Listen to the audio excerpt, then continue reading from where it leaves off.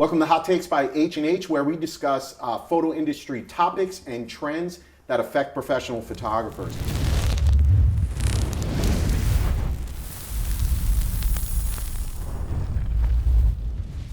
On today's show, we are going to be discussing how to hire seasonal help that shows up and comes back next year. On today's episode, our panelists include Beth Jones from Oneida, New York. She's a school and sports photographer. Corey Clark from Gurnee, Illinois, also a school and sports photographer. From H&H Color Lab, the school and sports program lead, Shawn Cantrell, and the vice president of business development from H&H Color Lab, David Drum. Welcome to the show, everybody. So let's kind of just talk about the subject, frame it up. If you're school and sports photography, you understand it is a seasonal business, and part of that seasonal business is hiring employees that not only show up, but show up and perform.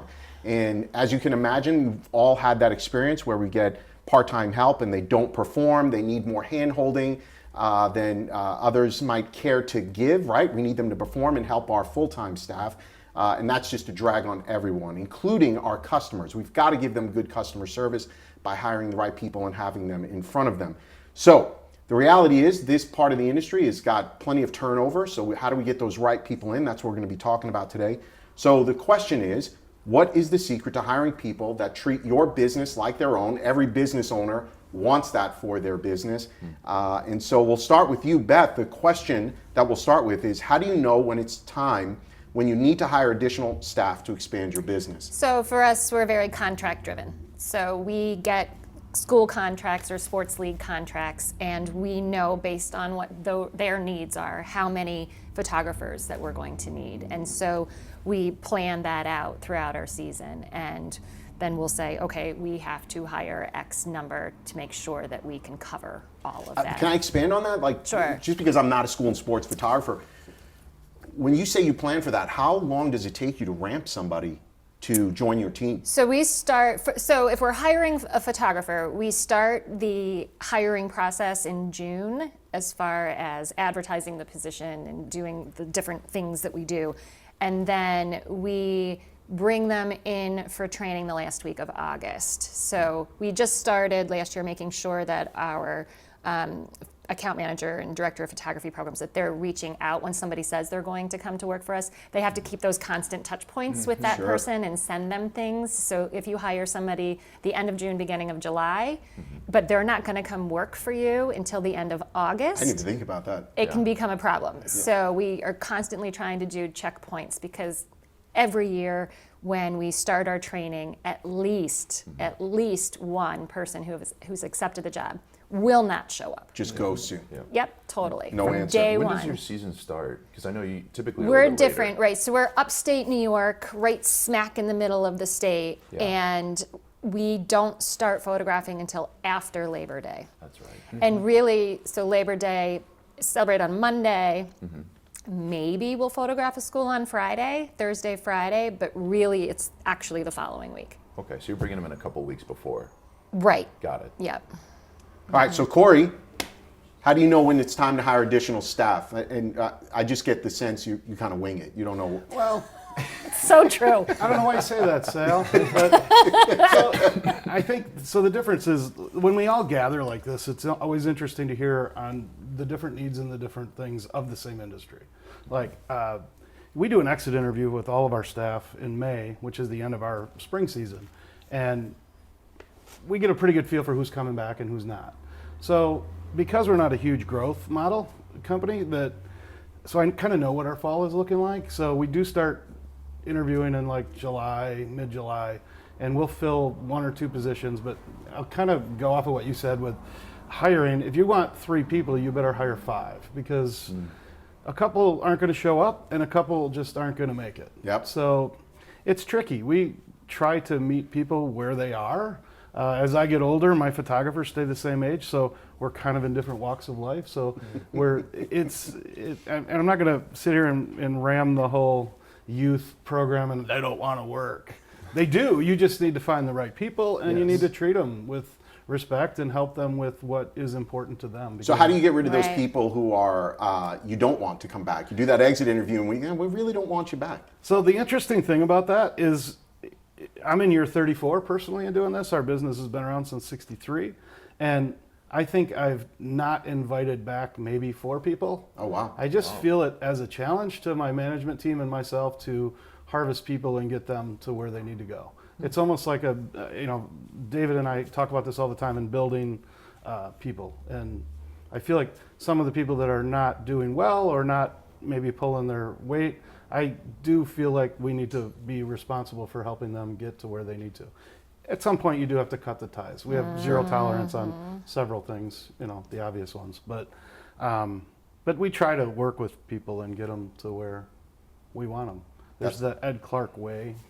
We like them all to be, upright and productive. That's awesome. Upright is key. Upright is Yeah, that's definitely how we hire around here. Are they standing up? Do they have a heartbeat? Yeah, absolutely. It's very important. Shawn, as program lead for H&H, I would imagine you have some insight into what some of our customers are facing with hiring. But what's your advice when it comes to knowing when to hire additional staff? Yeah, obviously we aren't hiring photographers ourselves, but we're working with thousands of independent photographers across the country. And so to Beth's point, it really starts with your tack time of, how long is it going to take you to photograph however many kids there are in that school, and then back into how many people you're going to need for that school, adjust for your scheduling. And so it's a little bit of math, gets a little intense in that place, but just starting with what is the needs for servicing that contract, and then how many bodies do I need to go from there? I just keep envisioning the Claire Danes meme where the mathematical formulas are flying I around. love that space. It is. Scheduling is a nightmare. Like, I can only imagine. Trying to do all of those pieces. Yeah, and then when something goes wrong, which we didn't even touch on this, and I don't want to divert the conversation, but what happens when somebody calls in sick on a picture day? Is that a nightmare for That you never guys? happens, does it? That's a thing. We just dealt with that on the way here. I've got a photographer that one of my managers is flying through Heathrow, and Heathrow shut down today. So he's like, I got to go like now. They're telling me the next flight is in an hour and I got to go. So you just have to have a plan for that. But is that part of the hiring? Is that you hire for overlap or no? Not so much. We don't. I mean, I will have somebody probably not scheduled that I could bring in. I'm a backup, and our one office gal is also a backup. So she's running out to the school currently to cover him. Yeah, we plan when we're hiring, say if I need to hire 10 seasonal photographers, I'm going to hire 15 because I am planning on, well, first of all, I'm planning on 3 of them leaving. Right. During the season. Right, either from day one they don't show up for training, or they're not, maybe they get a week into training and then they never come back. Wow. Or during the season, then all of a sudden they're not there. So I have to overhire. That was one of my biggest mistakes, is never hiring enough. And you do that once and you learn, okay, Brutal once that season gets going. But we have hired in our full-time staff, the majority of our full-time staff started with us as seasonal photographers. So we will pull those people out if we need to. And I am the absolute last resort. We always say, if Beth is in a school, there's a problem. Yeah. I'm not a photographer. Right. Oh, okay. Yeah, so I should not be here. They teach me, but I should not be in that school. So All right, so D. Drum, Vice President, Business Development. it's very important. It's very important. Very important. He sounds like he hires and VIP of fires business development. a lot of people. Mental note, give Yeah. myself a title. Yeah. That's fantastic. You don't have a title. You're just don't even have a Corey, I just title. have you listed as a school and sports photographer. I'm like but a- he is Vice President. I'm like of the business backup development. photographer. Yeah. I'm yeah, realizing that you are. That's your as title. we sit here. Riding the bench, man. So David, how do you know when you need to hire additional staff or expand your business? And it doesn't need to be from a school and sports perspective. Talk about it from a lab perspective. It's seasonal. We have seasonal business. Very Oh, much so, yes. yes. No, but it all starts with the goals, right? I mean, if you're clear on your goals, then everything trickles down from there. You've already heard that to some degree with Beth talking about growth, Corey talking about stability. Those are 2 different business models, but they're both have their own set of behaviors are going to come out of that. So getting clear first on the goals, because what we hear from a lot of our customers is there's a whole group of customers that don't want to hire an employee. Right. So their goal is to schedule efficiently, to distribute the work over a period of time. They feel like they can actually survive the season with just their family, or just a husband and wife, or owner and 1 employee.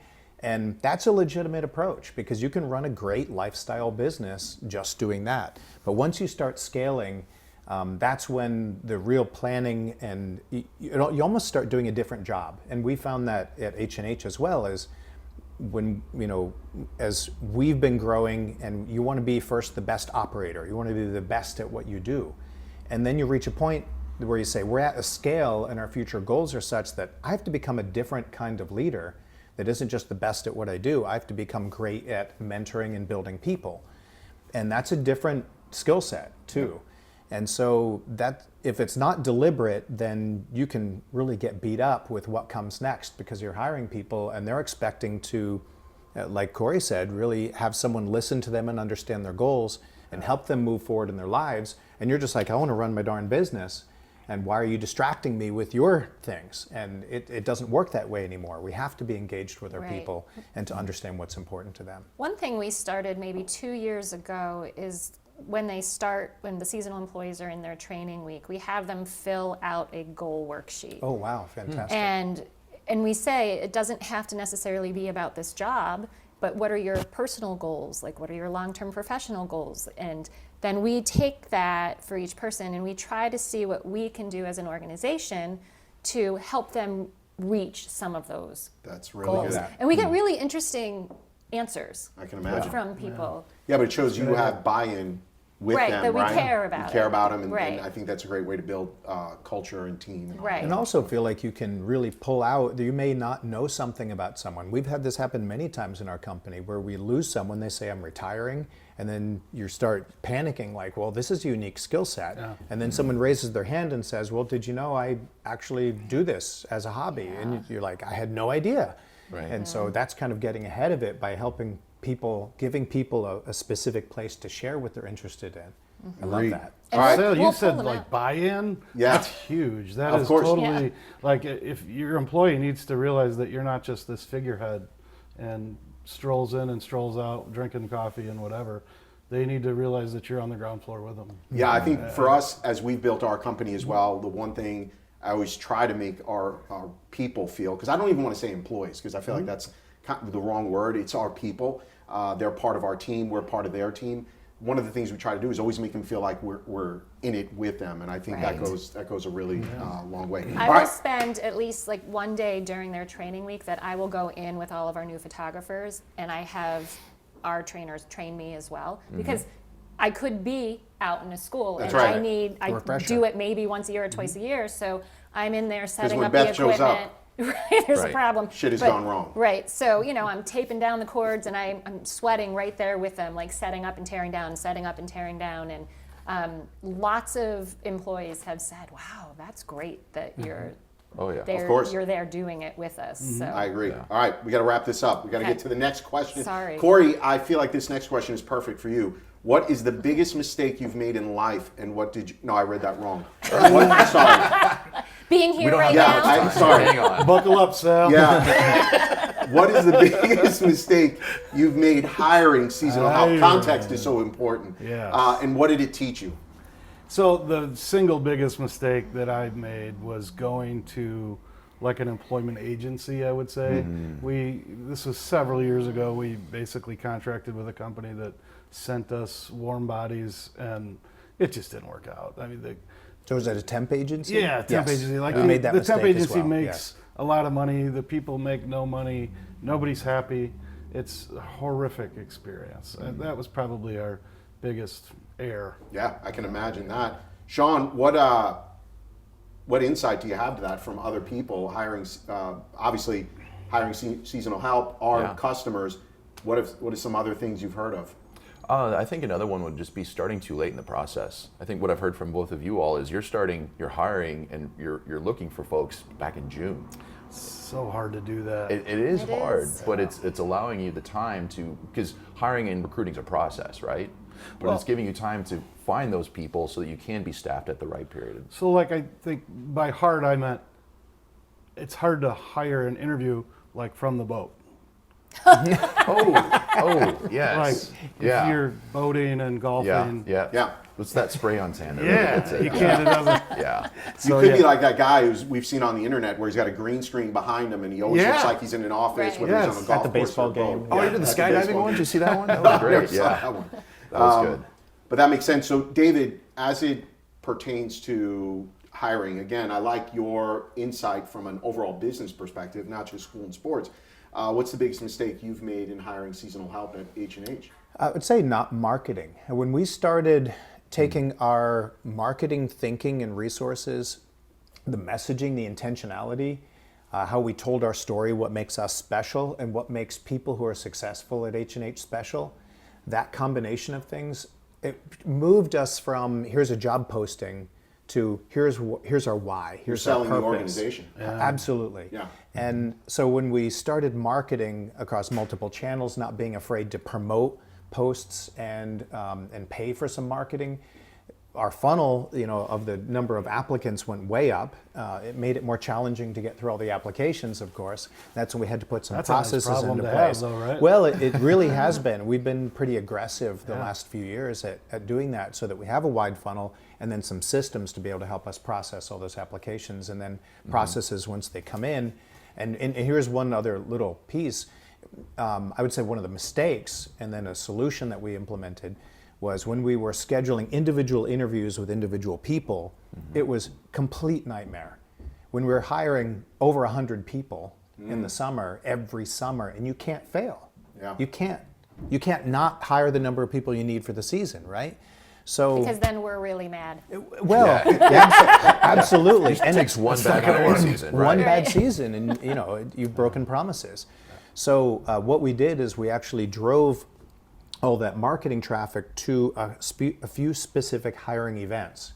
And obviously most studios aren't hiring 100 people, but even if you're hiring 10 or 20, then having an event where you can have a process with multiple of your managers involved or your staff involved, that you take them through the process of filling out the application, taking a skills test, doing an interview, possibly even doing a second interview, and then everyone taking notes, being involved. You can process a lot of people in a hurry. And if one person doesn't show up, you don't care. It hasn't blown your morning because you were sitting there twiddling your thumbs waiting for someone to show up and they didn't show up. It's an event where people can flex a bit more. And that has been a game changer for us being able to hire the number of people we need to hire. That's brilliant. I love it. I love the marketing aspect of it because you really are selling the organization. Right. Beth, what about yourself? What's the biggest mistake you've made and what have you learned from it? Well, I think I mentioned right out of the gate was not over hiring. Right. Absolutely. And then a mistake that I did was we have photographers as well as photography assistants, and I didn't cross-train them. I hired them for very specific roles. And so what happened is we ended up not having backup. So let's say a photographer on the way to the school gets a flat tire, but my assistant is already at the school and ready to work. And so that person could have done that job if I would have trained them and given them the equipment. Yes. So now we hire and everybody's trained in both roles. Yeah. So I did that. Cross-training is key. I did that for 2 years. But my mistake for those first 2 years that I did that was I paid them different rates of pay. They talk. Well, for what role they were in. Oh, So okay. they would clock out as a photographer, clock in as an assistant, that type of thing. Okay, so what that caused, though, is a rub. People didn't want to work as the assistant because they weren't getting as much money as when they Right. were working in the photography role. Yes. That And makes then, sense. it was like, well, that person went to the bathroom and they were gone for 20 minutes and I jumped on the gosh. camera. And, so I created a nightmare with that. So this year we went, it doesn't matter what you're doing, here is your rate of pay. That's Yeah. brilliant. And people teamwork. are happy they're happy to help somebody. I created problems that did not Yeah. need to be there. Yeah, the moral of the story is don't take a bathroom break. Okay, so Shawn, let's keep moving forward here. We're going to start with you. Why do some hires stick around while others ghost a company after a week? What's the real difference? Ooh, I don't know if I've got the best insight for that, but I would have to say it really comes down to understanding during that hiring process who that person is, and if they're there for a job, be real with that and what those expectations are. But if you're looking for that next level, that program leader that's going to be assisting the VIP of business development, whatever that is. Whatever you just made up. Like, No, he's not a VIP of business development. He is the VP of The business VP. development. So Yeah. that's once. Got it. You have to put the in front of The, it. yeah, The is, VP. is realizing that there are certain people you need in the organization that if you want to transition to that new role to continue growing your business, you have to bring along someone else that can step up with you. That's right. And that's that importance of building people. That's right. So, David, I mean, that's really a question here. Why'd you hire Shawn? Sorry, just giving you a hard time. We can tell that Dave's story. face went white. He's like, I wasn't ready for that. Right. All right. So, in your opinion, again, back to the lab, why do some seasonal hires stick around while others ghost after a week? Surely you must see that in the lab. Absolutely. You know, I think we have to give ourselves a little bit of grace when it comes to this, because you can't, no matter how long you've been hiring, you can't get it 100% right. And that's where the overhiring, I think the numbers that you gave, Beth, were right on. It's about 30%. When we track what's happening with our hires, about 30%, and we don't know the reasons why most of the time. There's something going on. They seemed like a really great human being, but there's something going on in their life that it just isn't going to work out. Is it generational? Is it age related? I don't think so. No, I think it's people. And you do your best to ask the right questions, but they can smile and nod and tell you all the right answers, and there's a certain number that aren't going to show up. But that said, I don't think that means that we should be careless about the questions we ask in an interview. I think some of the mistakes that a lot of us will make is by telling people the answers we want to hear. It's really important that you show up every day on time. Are you going to do that? I agree Well, with what do you that. think they're going to say? Yeah. Yeah. So in the interview, everybody's a morning person. yes. Oh, I love it. Right. I'm up at Exactly. 6 a.m. every day. Beth, wasn't it you that you started doing your interviews at 6 a.m.? Who was that? Oh, that might be Lois. No, who? There's somebody else we were Somebody talking does. to that they Somebody did their does. interviews. Why would We anybody schedule do them. that? That just seems Because like that's cruel when they and need to unusual be- punishment.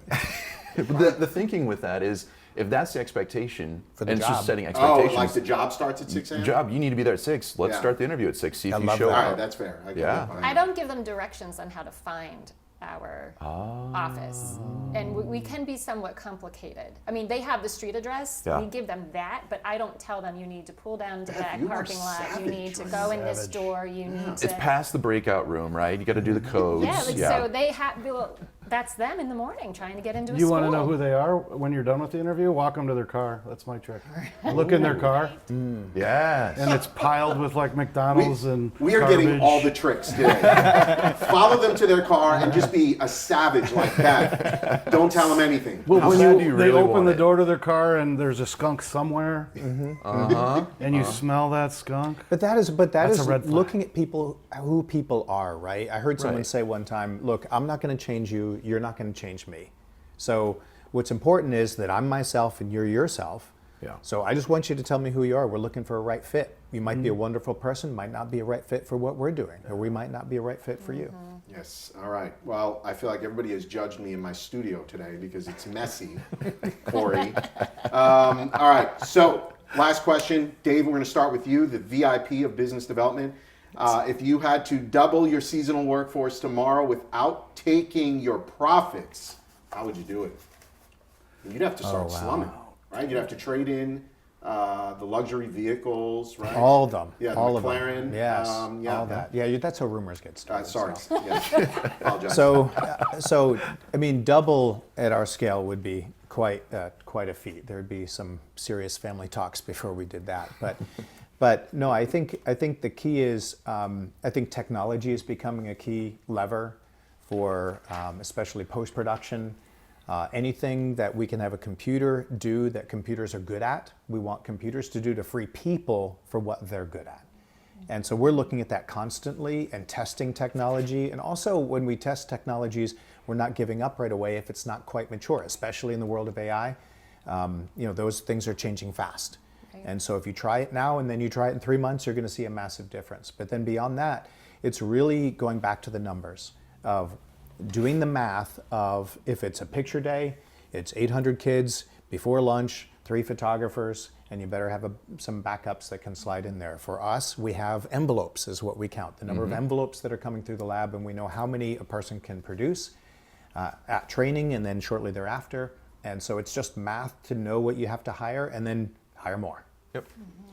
All right, so Beth, to be fair to David, who I asked the wrong question, but we'll probably edit that out We'll somewhere. do that. Yeah. I can answer that since we're on topic. So Go ahead. Yeah, let's do that. Now, just So- to be clear, it was without tanking. Without profit, tanking not profits. without taking profit. That's what I Right. was wondering. Right. Yeah. So I No would say, profits, I yeah. would say, first of all, I would pray for a high unemployment rate. Because I have a bigger pool Yeah. when that is Always, happening. yep. So, and that sounds kind of terrible, but it works We've already out. That's the established environment. that It you works are out savage. Well, But that's the environment that gives you the pool to pull from. gives us the people. Absolutely. My concern would be, again, praying for that high rate, and then do I have enough applicants? Can I get, because my area of the country, I'm not in a big city. Right.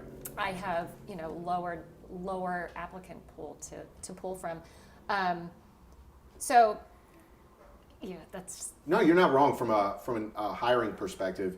The more jobs there are, right, or the lower the pool is, Right. you're not getting even respondents. We've seen that in our own business where we're looking for graphic designers. That's probably one of the job roles we hire the most of, and we'll run job ads, and some years we'll get 50, 60, 70 resumes. Some years we get 10, 12. right. It just makes hiring hard. As far as the profits, for me, it would be a cash flow concern for the Well said. beginning of the season. Yeah. So because we are hiring and having these, if I have double the amount of people who are in, because obviously then I must have doubled my contract, so I know I'm going to see that revenue, but I have to be paying them for a handful of weeks before that money is actually coming in the door. So I would have to make sure that my line of credit is good. Yep.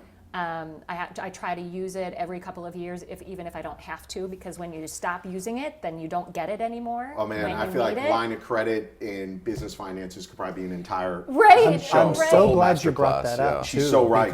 Because I don't hear photographers talking about that Mm-hmm. and what it takes.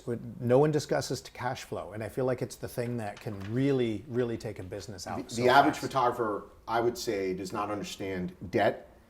Debt as an instrument or the benefits of carrying debt, right? In a photographer's mind, and I don't want to pick on photographers, maybe a lot of small business owners' minds, Yep. when they think debt, they think credit card debt. And that's not the debt we're talking about here, right? And it's so important to have a line of credit to carry the business through that, because you're scaling the business. scaling, right. And And you you know need cash that money's flow. there at the end of the rainbow, but how do we carry it Right. to the end? And We that's need a that different cash flow. kind of debt. That's a than different kind of long-term debt. Right. And it starts with a great relationship with your bank. Yes. So we could take a whole session right We on could. that, couldn't we? Food for thought, future topic. All right, Corey, take us home here. How do you build your team? Oh, no. I'm a professional. All right. I'm reading the next episode. I got you. I'm with Yeah, you. I would have thrown you for a Capital P complete for loop. professional. Yeah. All right, so how do you double your seasonal workforce without tanking profits? So when I got that question ahead of time, which I don't know if you know that, but we got all these questions ahead of time. And you did your homework, right? And I did my homework. Yeah. That's just not a thing. Like nobody's gonna double you. Like, okay, it's June 1st. I'm going from 80,000 shots to 160,000 shots. That's not ever The answer is say no. gonna happen. Right. Unless, the only way that happens is if you purchase Right. another company. And let's just pretend like it's that, because the rest of that question is nonsense. It's a stupid question. Stupid question. I don't know who put that From question in there. stupid people. From your size business, I would agree. Yeah. But think about from a smaller business perspective. If you're just getting One into school the to industry, two schools. going Yeah, from one two school to to four. four, Yeah. That's to 3 to possible. 6. Yeah, that's possible. Stop That's judging double. the little guy, Right. Corey. I don't. Come on now. I don't know what I was thinking. If I acquired, bought, purchased a company that had whatever amount of schools, and had to scale employees towards that to fill those needs, that would be brutal. There would be a whole management team stopping everything they're doing. We would set up exactly like you referred to as step-by-step interviewing process, making an event more than just you're scheduled at 8 a.m., you're scheduled at 9 a.m. People would have to go through a whole process of vetting at first and then bringing employees in. That would be a monumental task to hire that many people, for us anyway. And we're just not. Custodian, HR, accountant. It's just different hats. So Yeah. for us, it would be, that'd be huge. And I think that one of the key parts of this is growing in a way that you can grow healthy. Yeah. Yes. So it's making those judgment calls. We do that. Many of our customers do that. You say, okay, what's our goal? And sometimes you have a once in a lifetime opportunity to grow and you have to make the leap. But most of the time you're controlling growth and saying no where it makes sense. And I know several people that have done exactly that, acquired or picked up. In our area, I live in the Chicagoland area, there are districts with, 50,000 kids in it. And if you happen to get that contract, which we did, a couple of years ago, that was a big ordeal for us. Yeah. I mean, it was just, I envy the people that can buy companies and just figure that out. Well, maybe they don't really figure it out. I don't know, maybe not. That's. Sean, anything to add to this? Yeah, I think a couple of points. Knowing that this is a seasonal business, if you're going to be in a situation where you do have to double, look at your scheduling, right? Are there opportunities where you can take some of your easier to process schools, some of your better relationships, and make sure that they're getting the business you want, but then as you're bringing on new business, make sure that you're not sacrificing existing customer promises to say yes to these folks over here. That's the biggest pitfall of that whole thing, I believe, what you just said. Right. Was anytime we've brought in new business, it's trying to bring them along and get them into the Ed Clark photography way without, hindering the rest of your business and neglecting the rest of your schools. So what some studios will do is they'll take that new business and they'll put it later on in the year. Yeah. And so they'll do, I know do folks that that too. did November, December shoots, some January first shoots. There's a huge in order to do opportunity that. there in this business, for sure. So it's just extending the season in that period of time. And I would say the other thing is understand if you're growing, focus on your bottlenecks. So what are those key roles where work is piling up? Look for in your office where the piles are. And those are the areas that you need to attack aggressively, more so than maybe if it's not photography, maybe it's post-production, is look at what are technology solutions and staffing solutions in those particular areas. And I think using your vendors would be more important than ever, or using your I should have partnerships. said that. Good job. Yeah. I mean, if I was the lab, That's I would have very said that, true. Sean, but whatever. No, That's that a is perfect plug, Sean. that is Yeah. that is why. Would you talk about that for a second? 'Cause If that's we're going why to keep we putting it do on that. a tee, you got to hit it at some Okay, I'm sorry. So yeah, I mean, you obviously understand that more than most. Is we established what we call order entry services, and the intent wasn't to have just another major profit center. It's for folks to say, hey, I just had a tremendous once in a lifetime growth opportunity. I said yes. I need help figuring out how to do the post production, and we said, hey, we wrote the software. We know how to work it. We'll hire some bodies that are going to be trained in it and can help you carry that through that season. And for some folks, it's I'm sending all my work to order entry services. Some folks, it's saying, hey, that peak mountain of October, I'm going to send you that work, and I'm going to keep doing what we can maintain throughout the rest of the year. And so we offer that as a service, and there's quite a few folks that take advantage of that. I think that, go ahead. I was going to say, we don't use that as our general operating procedure, but it's a comfort to know, I just covered up my microphone, sorry.